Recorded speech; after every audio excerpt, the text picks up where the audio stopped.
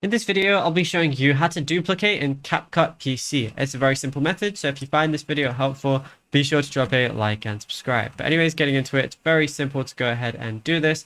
And you can do it on literally anything that you're using CapCut on. So what you want to go ahead and do is go inside of whichever project you want. Let's say there's a clip I really want to go ahead and duplicate. So let's just say it's this one right here. All I got to do is click on whichever one I want and make sure wherever I want to duplicate it, I'm on the timeline using my bar. So then I've selected this. All I got to do is press Control and C, and then I'm going to press Control and V, and then as you can see, it's duplicated it. I can keep doing that if I want to, and then yeah, it's going to do several different tracks in the same area, and then I can use all those different tracks too. And it's as simple as that.